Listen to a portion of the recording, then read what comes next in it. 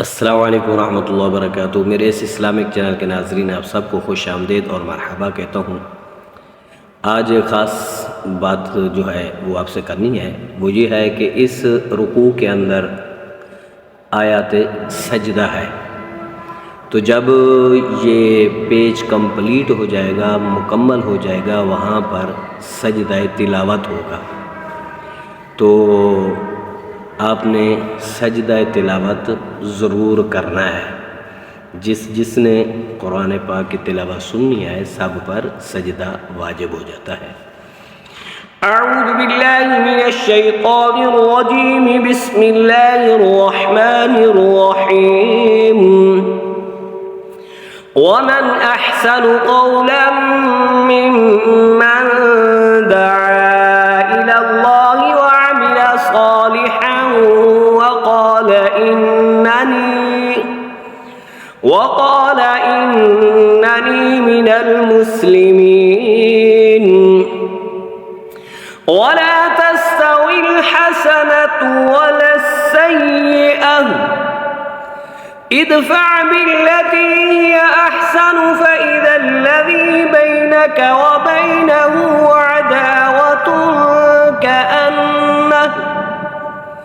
अदावतुन कअन्नहु वलिय्युन हमीम। वमा युलक़्क़ाहा इल्ला الذين صبروا وما يلقاها إلا ذو حظ عظيم। وإما ينزغنك من الشيطان نزغ فاستعذ بالله إنه هو السميع العليم। ومن آياته الليل والنهار والشمس والقمر لا تسجدوا للشمس ولا للقمر واسجدوا لله الذي خلقهن إن كنتم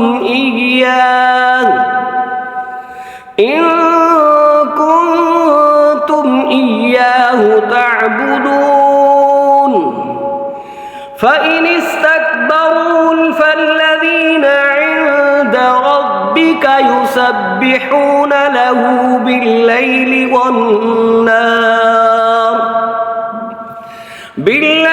والنهار وهم لا يسأمون। ومن آياته أنك ترى الأرض خاشعة فإذا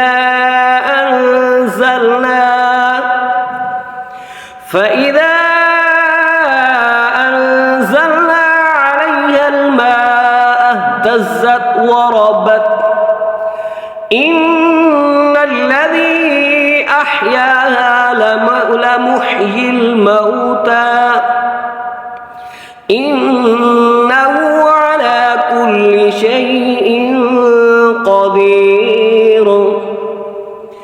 إن الذين يلحدون في آياتنا لا يخفون علينا أفمن يلقى في النار خير أم من يأتي آمنا يوم القيامة اعملوا ما شئتم إنه بما تعملون بصير। إن الذين كفروا بالذكر لما جاءهم وإنه لكتاب عزيز لا يأتيه الباطل من بين يديه ولا من خلفه تنزيل من حكيم حميد।